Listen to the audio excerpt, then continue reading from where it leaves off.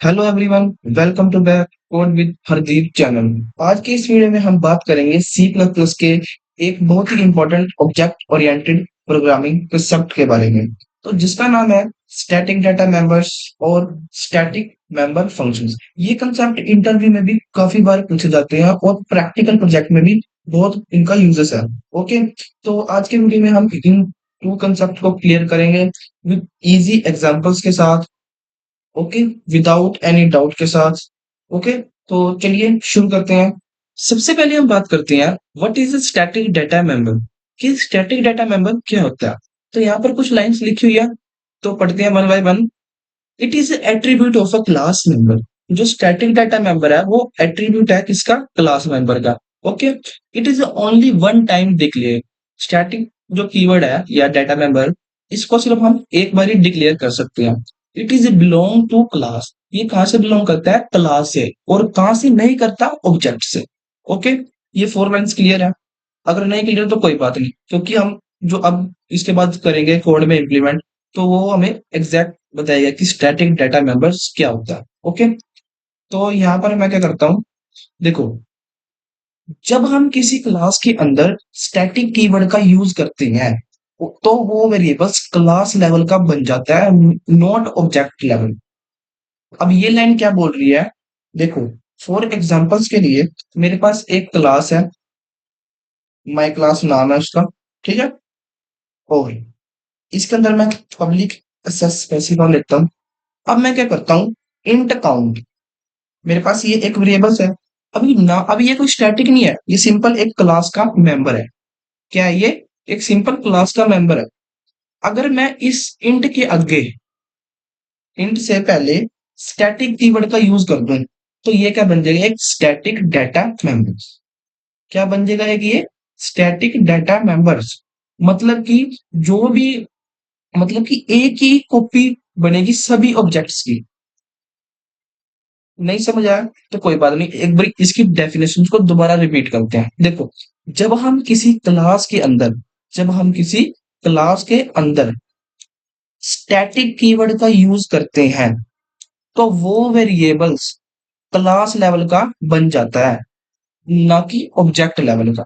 ठीक है, जब हम किसी भी क्लास के अंदर स्टैटिक कीवर्ड का यूज करते हैं, तो उसके अंदर जो भी वेरिएबल्स होता है, जहां पर ये जिस वेरिएबल्स के आगे हमने स्टैटिक कीवर्ड को यूज किया होता है, तो वो वेरिएबल्स क्लास लेवल का बन जाता है, ना कि ऑब्जेक्ट लेवल का। ओके, और जो ऑब्जेक्ट लेवल का मतलब क्यों नहीं बनता? मतलब कि जो एक ही कॉपी बनेगी सभी ऑब्जेक्ट्स के लिए। इस लाइन को हम आगे समझ आएगी हमें कि ये लाइन क्या कह रही है, कि एक ही कॉपी बनेगी सभी ऑब्जेक्ट्स के लिए। अभी तक हमें इतना देखना था कि स्टैटिक डाटा मेंबर्स क्या होता है। ओके, तो देखो, अब स्टैटिक डाटा मेंबर्स को असेस कैसे किया जाता है? ये मेरा तो स्टैटिक डाटा मेंबर क्लास के अंदर है। अब इसको मेरे को असेस भी तो करना है। इसको मैं क्लास के अंदर असेस नहीं कर सकता। मैं कहां पर असेस करूंगा? इसको क्लास से बाहर। तो असेस करने के लिए क्या करना होता है? स्टैटिक मेंबर्स को क्लास के नाम से असेस किया जाता है। मतलब कि जो मेरा ये स्टैटिक मेंबर थे, अब मेरे को इसको असेस करना है। अब कैसे करूंगा? देखो, सबसे पहले हमारा किस टाइप का है member? Int. Int data type क्या है? इंट। उसके बाद क्लास का नेम, कौन सी क्लास के अंदर बना हुआ है? My class. फिर स्कोप रिजोल्यूशन ऑपरेटर्स। उसके बाद वो वेरिएबल्स का नाम काउंट। और इसको हमने इनिशियलाइज कराता है, मतलब कि जो हमारा काउंट है वो कहां से स्टार्ट होएगा? जीरो से। ठीक है, अब यहाँ पर स्कोप रिजोल्यूशन ऑपरेटर क्या काम कर रहा है, तो इसको समझ लेते हैं कि हम इसका यूज क्यों कर रहे हैं। देखो, जब कोई स्टैटिक वेरिएबल्स या स्टैटिक फंक्शंस को क्लास के बाहर डिफाइन करना हो, कहां पर डिफाइन करना हो? क्लास के बाहर डिफाइन करना हो, तो हम क्लास नेम के साथ स्कोप रिजोल्यूशन का यूज करते हैं। मतलब कि देखो, अगर मैं इस स्टैटिक, जो भी है मेरा ये स्टैटिक वेरिएबल, अगर मैं इसको क्लास के अंदर डिफाइन करता, तो मेरे को स्कोप रिजोल्यूशन ऑपरेटर की नहीं जरूरत पड़ती। बट अब मैं इसको क्लास से बाहर डिफाइन कर रहा हूँ या असेस कर रहा हूँ, तो मेरे को इसकी जरूरत पड़ेगी। अब किसके साथ पड़ रही है? जो मेरी क्लास है उसके साथ मेरे को स्कोप रिजोल्यूशन का ऑपरेटर लगाकर अपने वेरिएबल्स का नाम लिख के उसको वैल्यू मैंने यहाँ पर जीरो देंगे। ठीक है, तो यहाँ पर मैंने क्या कर लिया है कि, क्या करा यहाँ पर? अभी मैंने स्टैटिक मेंबर्स को क्लास के नाम से असेस किया गया है।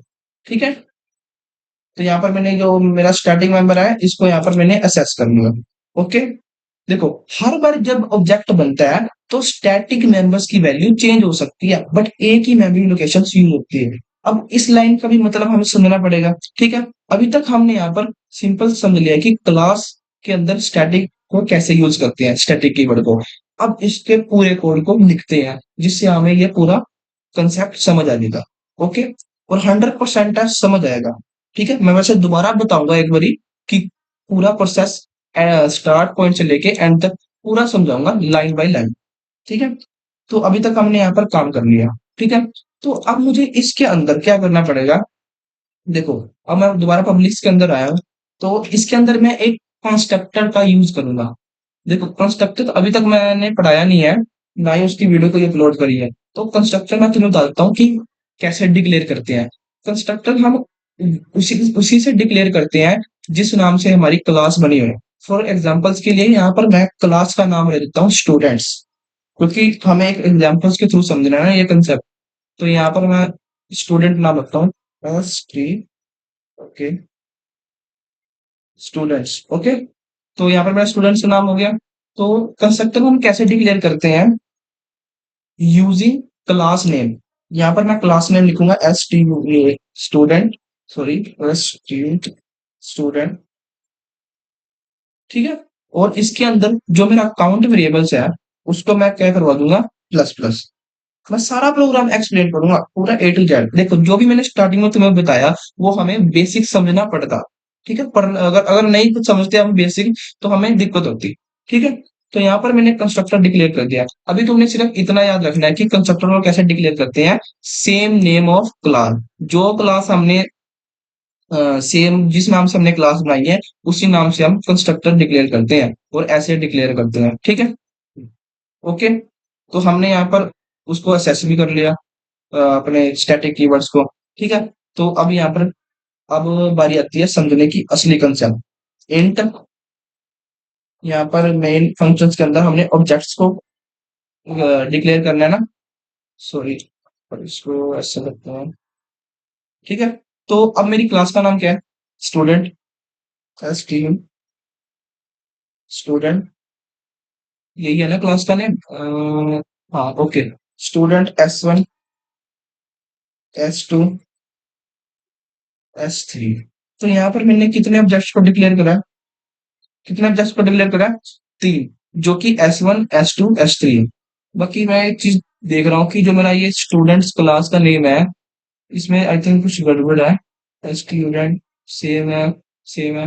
ओके, चलो कोई भी एरर होगा तो हम देख लेंगे इसको। ठीक है, तो अब मेरे को यहाँ पर क्या करना है, सी आउट, सी आउट टोटल स्टूडेंट। अच्छा, तुम्हें ये प्रोग्राम समझ आया कि ये प्रोग्राम क्या काम कर रहा है। अगर नहीं समझ आया तो मैं तुम्हें बताता हूँ कि क्या करना है इसके अंदर। स्टूडेंट डॉट काउंट, सॉरी यहाँ पर स्कोप रिजोल्यूशन से बेटर लगेगा क्योंकि हम उसको क्लास के बाहर असेस कर रहे हैं। एंटर, ओके, तो यहाँ पर मैं एक चीज देख रहा हूँ कि जो मेरा क्लास है वो अभी तक शो नहीं हुई है। चलो कोई बात नहीं, देख लेंगे हम। ठीक है, तो अभी इस पूरे प्रोग्राम को मैं तुम्हें लाइन बाय लाइन समझाता हूँ। ठीक है, देखो, अब वो क्या कह रहा था कि देखो मेरे पास क्या है, स्टूडेंट्स। तो जब मेरा प्रोग्राम रन होएगा तो मेरे पास जो आउटपुट आएगा कुछ ऐसे आएगा, टोटल स्टूडेंट इज 3। ठीक है, तो मेरे पास आउटपुट आएगा टोटल स्टूडेंट इज 3। तो इसका कहने का मतलब क्या है कि पूरे कंसेप्ट का, प्रोग्राम का कहने का मतलब क्या है कि एक ही कॉपी बनेगी सभी ऑब्जेक्ट्स की। मतलब कि जो वैल्यू है ना, ये वैल्यू, जो भी इसकी वैल्यू प्लस प्लस होगी सभी ऑब्जेक्ट्स को एक ही वैल्यू जाएगी, किसी को भी कोई अलग वैल्यू नहीं जाएगी। और अच्छे से समझ लेते हैं, हर बार जब ऑब्जेक्ट बनता है, मतलब कि देखो पहले मैंने ये ऑब्जेक्ट बनाया, फिर S2 बनाया, S3। हर बार जब ऑब्जेक्ट बनता है तो स्टैटिक मेंबर्स की वैल्यू चेंज हो सकती है बट एक ही मेमोरी लोकेशन यूज होती है। अब इसका कहने का मतलब क्या है कि देखो, जब मैंने ये ऑब्जेक्ट बनाया S1, तो यहाँ पर जो टोटल स्टूडेंट्स है, टोटल स्टूडेंट कितने कितने थे, 1। जब मैंने S2 बनाया तो यहाँ से 2 हो गए, जब मैंने S3 बनाया तो 3 हो गए, अगर मैं S4 बना दूंगा तो S4 S5, मतलब कि यहाँ पर एक ही मेमोरी लोकेशन यूज होती है। ऐसे नहीं, मेरे पास आउटपुट ऐसे नहीं आएगा। जब मैंने ऑब्जेक्ट वन बनाया, S1 बनाया, तो मेरे पास स्टूडेंट S2 आया, नेक्स्ट लाइन में मेरे पास ऐसे आ गया, ऐसे 2 आ गया, उसके बाद जब मैंने S3 बनाया तो मेरे पास ऐसे आ गया 3, ऐसे नहीं आएगा। सॉरी, इसको कंट्रोल Z करता हूँ, नेक्स्ट लाइन में 3, मेरे पास आउटपुट ऐसे नहीं आएगा, अलग अलग नहीं आएगा, मेरे पास क्या आएगा, सिंपल सी टोटल स्टूडेंट्स मेरे को 3 दिखा देगा। क्लियर है? नहीं क्लियर है तो मैं तुम्हें दोबारा समझा देता हूँ। देखो, हम ऑब्जेक्ट क्यों, स्टैटिक डाटा मेंबर क्या होता है? स्टैटिक डाटा मेंबर क्या होता है? जब हम किसी क्लास के अंदर किसी भी स्टैटिक कीवर्ड्स को यूज करते हैं, जब हम क्लास के अंदर स्टैटिक कीवर्ड का यूज करते हैं तो वो वेरिएबल्स क्लास लेवल हो जाता है, ना कि ऑब्जेक्ट लेवल। ओके, ठीक है। तो यहाँ पर एसएस तुम्हें बताया मैंने कैसे करते हैं कि स्टैटिक मेंबर्स को क्लास के नेम से एसेस किया जाता है। ओके, हर बार जब ऑब्जेक्ट बनेगा हर बार जब ऑब्जेक्ट बनेगा तो स्टैटिक मेंबर्स की वैल्यू चेंज होती रहेगी। यहाँ पर काउंट प्लस प्लस होता है, जब मैंने S1 करा तो यहाँ पर 1 आ गया, S2 करा तो प्लस हो गया, एक 2 आ गया, S3 करा तो एक और प्लस हो गया, तो यहाँ पर 3 आ गया। ओके, तो अब इसे अपने प्रोग्राम को रन करके देखते हैं हमारे पास क्या आउटपुट आता है। ओके, तो यहाँ पर सॉरी, यहाँ पर स्टैटिक आएगा।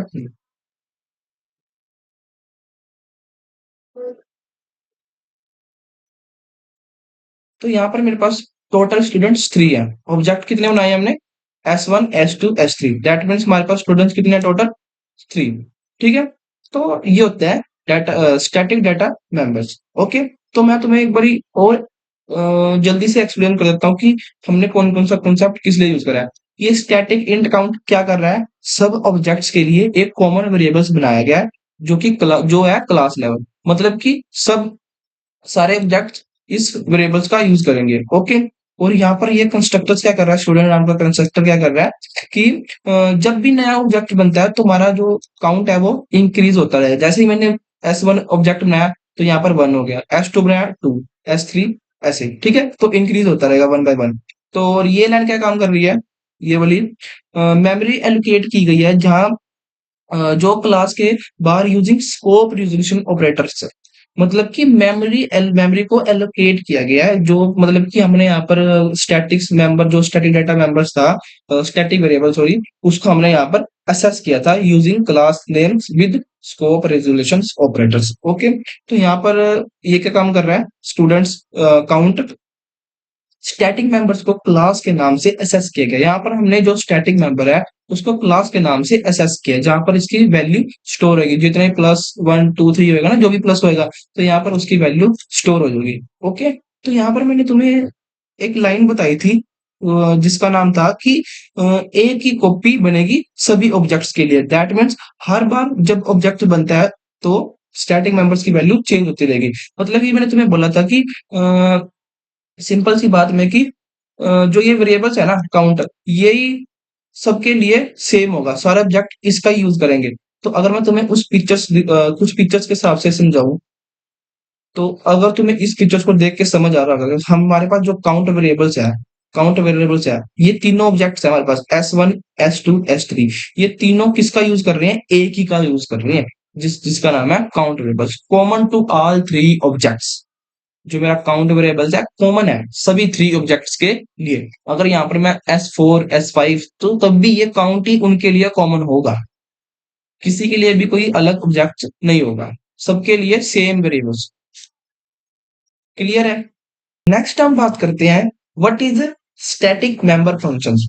तो स्टैटिक मेंबर फंक्शंस के लिए हमें अपनी क्लास के अंदर एक स्टैटिक फंक्शंस को डिक्लेयर करना होगा। ठीक है, तो वो कैसे काम करेगा स्टैटिक मेंबर फंक्शंस, तो इसको भी बहुत ही इजी तरीके से समझेंगे। सबसे पहले मैं एक फंक्शन डिक्लेयर करता हूँ, वॉइड शो काउंट। ये फंक्शन हमें बताएगा कि कितने स्टूडेंट्स हैं। तो यहाँ पर सेम लाइन, इसको इस लाइन पे लिखते हैं हम सेम, सी आउट। ओके, यहाँ से इस पे ले लेते हैं और यहाँ पे ले लेते हैं सी काउंट। Handle, sorry. तो अभी तक जो ये मेरा फंक्शन डिक्लेयर करा है जो मैंने, अभी तक मेरा ये फंक्शन स्टैटिक मेंबर फंक्शंस नहीं है। अब ये स्टैटिक मेंबर फंक्शंस कब बनेगा? जब मैं इस वर्ड के आगे स्टैटिक कीवर्ड का यूज कर दूंगा और यहाँ लिखूंगा वर्ड। ओके, तो अब ये मेरा क्या बन गया है? Static member functions. तो यहाँ पर मैं एक वर्ड लिख देता हूँ, कमेंट कर देता हूँ, this is a static member functions. And ये क्या हमारा, सॉरी,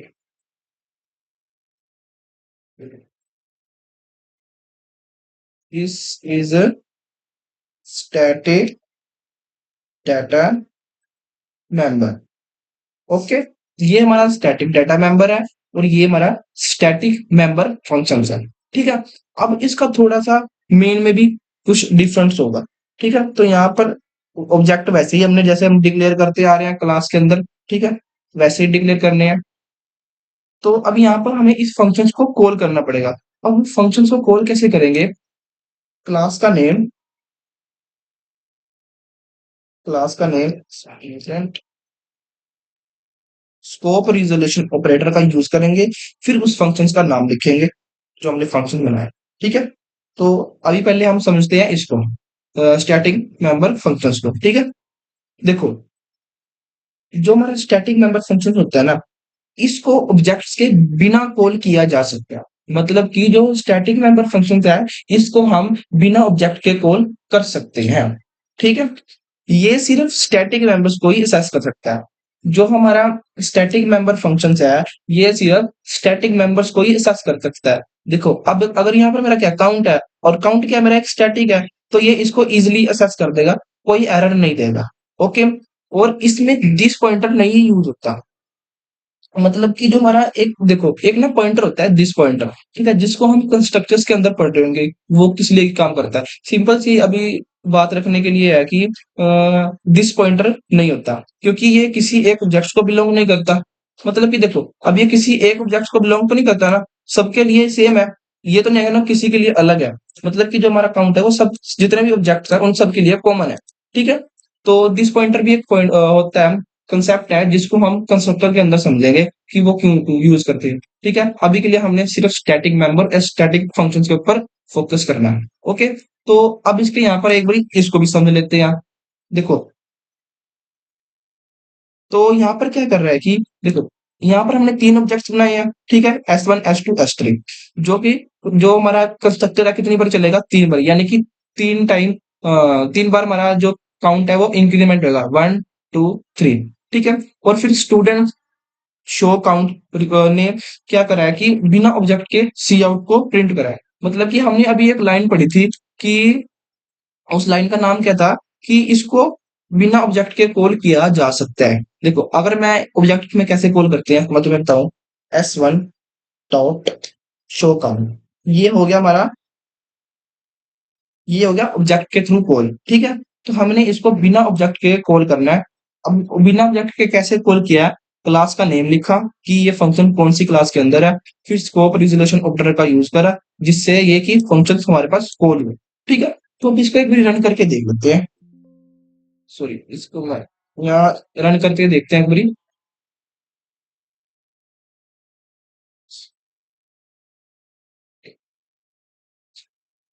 तो यहाँ पर हमारे टोटल स्टूडेंट 3 आए हैं। कितने आए हैं? 3। ठीक है, देखो, अभी हमने एक पीछे लाइन पढ़ी थी कि ये सिर्फ स्टैटिक मेंबर्स को ही असेस कर सकता है। हमारा अकाउंट स्टैटिक है। क्या अगर मैं यहाँ से स्टैटिक कीवर्ड को हटा दूं, क्या तब ये हमारे पास एरर देगा? चेक करते हैं। तो देखो, हमारे पास एरर आ गया। ठीक है, इन स्टैटिक मेंबर फंक्शंस, देखो, स्टूडेंट जो भी हमारा इसने एरर ये बता रहा है कंपाइलर की, जो काउंट है वो स्टैटिक डिक्लेयर नहीं है, स्टैटिक कीवर्ड के थ्रू डिक्लेयर नहीं है। अगर यहाँ पर मैं स्टैटिक कर देता हूँ, ठीक है, और यहाँ पर अगर मैं दो तीन ऑब्जेक्ट्स और क्रिएट कर दूं समझने के लिए,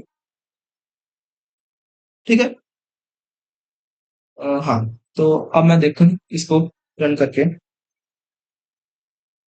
तो अब मेरा जो है प्रोग्राम वो एग्जीक्यूट हो। ठीक है, मतलब कि स्टैटिक फंक्शन सिर्फ स्टैटिक मेंबर्स को ही असेस कर सकता है। किसको असेस कर सकता है? सिर्फ स्टैटिक मेंबर्स को, जो स्टैटिक्स है उसी को असेस कर सकता है। ठीक है। और जो भी हमारा मतलब कि जो भी काउंट होगा, जो भी हमारा स्टैटिक मेंबर्स होगा, तो ये सभी सभी ऑब्जेक्ट्स के लिए, जो भी हमारा स्टैटिक वेरिएबल्स होगा, सभी ऑब्जेक्ट्स के लिए कॉमन है। किसी के लिए कोई भी डिफरेंस नहीं, सबके लिए सेम है। ओके। तो आई होप आपको ये दोनों कंसेप्ट समझ आ गए होंगे। तो अगर मैं तुम्हें एक रियल लाइफ एग्जांपल्स के साथ इनको शॉर्ट फॉर्म में समझाऊं कि ये दोनों एक्चुअली में करते क्या है, देखो। सोचो तुम एक कॉलेज मैनेजमेंट सॉफ्टवेयर बना रहे हो, ठीक है, जहां तुम्हें टोटल स्टूडेंट्स का काउंट रखना है। ओके।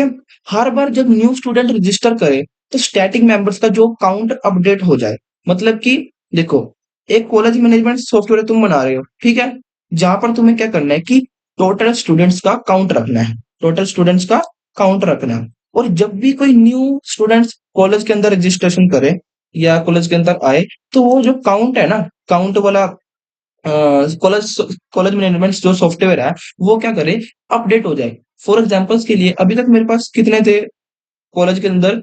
100 स्टूडेंट्स है। कितने स्टूडेंट थे? 100। जैसे ही कोई अदर स्टूडेंट्स एंटर हुआ, दो स्टूडेंट्स एंटर हुए, तो मेरा काउंट प्लस प्लस हो जाए, 102 हो जाए। ओके।